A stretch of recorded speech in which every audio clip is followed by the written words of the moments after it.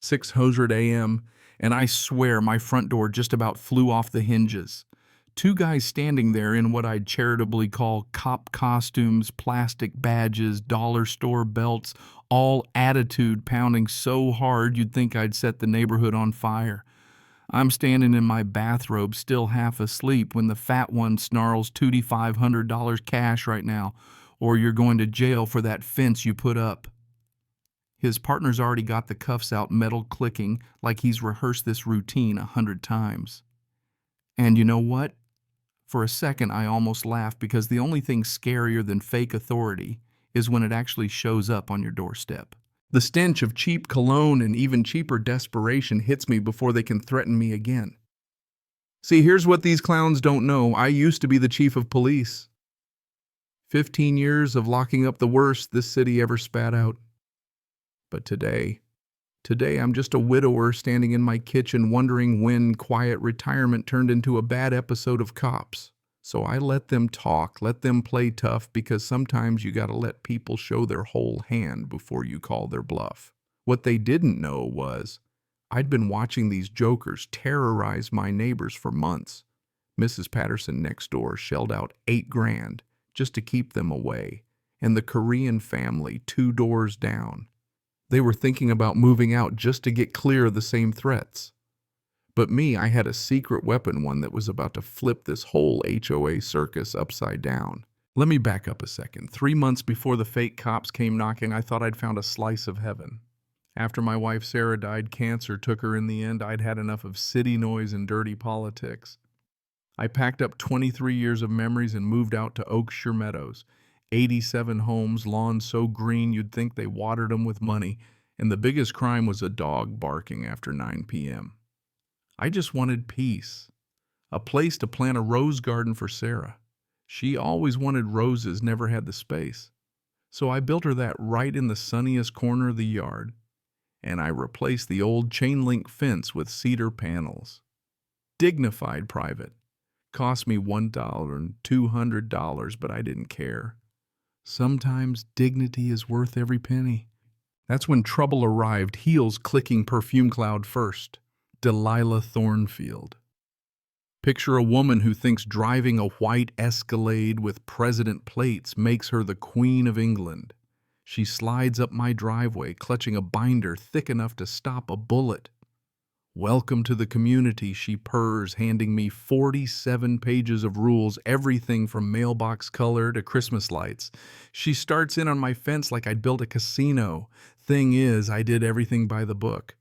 Filed paperwork, got the previous board's written approval, dotted every I. Delilah flips through my papers like she's afraid they might bite. "Oh, sweetie," she says, voice dripping with condescension.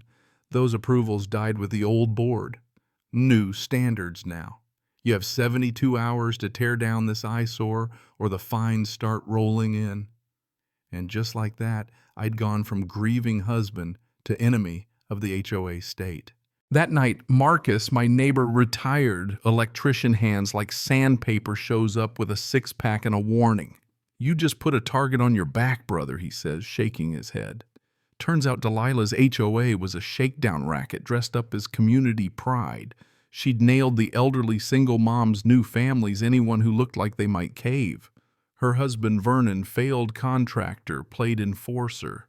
The Korean family got fined for cultural decor violations.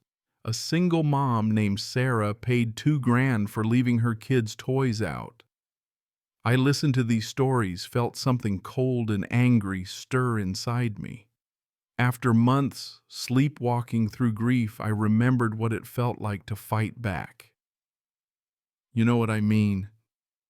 Sometimes the battle finds you ready or not. 72 hours later, Delilah's back with Vernon in tow and a $500 violation notice. He's got a tape measure hand shaking so bad he can barely work it. She's all legal-sounding words. Engineering assessment, property value optimization for a backyard fence, for God's sake. I wanted to laugh, but something in her smirk told me she'd done this before. So I went digging. County records, public filings. Turns out Delilah's HOA wasn't even registered as a nonprofit.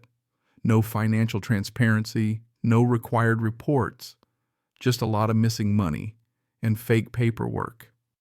Marcus introduced me to the underground resistance, Mrs. Patterson's lavender-scented living room neighbors, whispering stories of harassment and threats.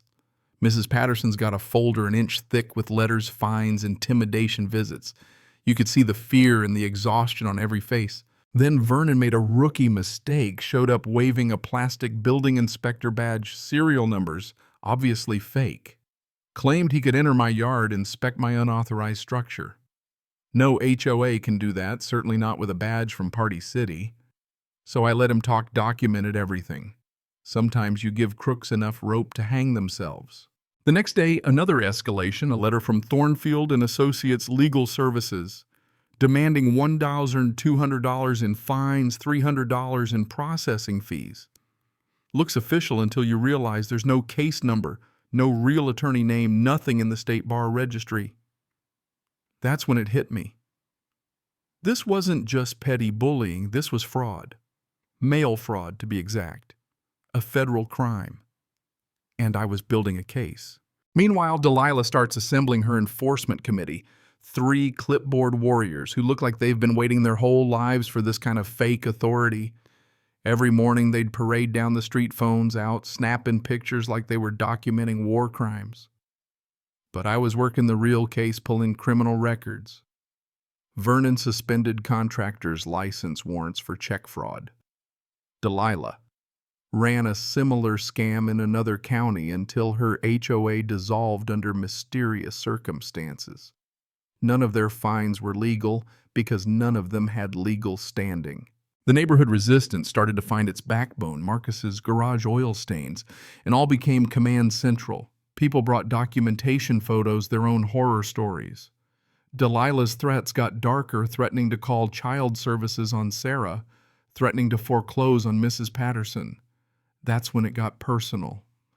Vernon showed up at midnight, tried to vandalize my memorial fence, left a handwritten threat under my mailbox. I stood in my yard at 1 a.m. looking at those roses I'd planted for Sarah and realized this wasn't just about a fence. This was about protecting people who couldn't protect themselves. I started connecting the dots. Bank records showing thousands funneled to Vernon's maintenance company for jobs that never happened.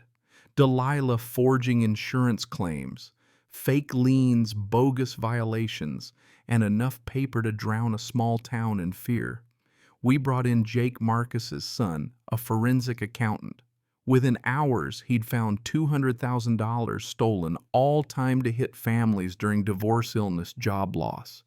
They weren't just stealing money, they were destroying families, buying up foreclosed homes for pennies. But Harold Patterson had left us the ace in the hole, a filing cabinet full of records going back 40 years. The original HOA rules with a clause no fine over $50, no enforcement without public vote. Every dollar they'd extorted was illegal, and that was the bullet I needed. The final showdown started like every other morning, Delilah parading her army of clipboard warriors, Vernon in his cop costume, but this time with real muscle, 2 guys with dead eyes who didn't look like they'd lost a game of dress-up. They meant business. But so did we. I put on my police chief uniform, real badge, real authority, and I stepped outside as Delilah and Vernon tried to arrest Mrs. Patterson on terrorism charges. Yes, you heard that right, domestic terrorism for keeping evidence against them. Vernon grabbed her, tried to cuff a 70-year-old widow in her own doorway. That was all I needed.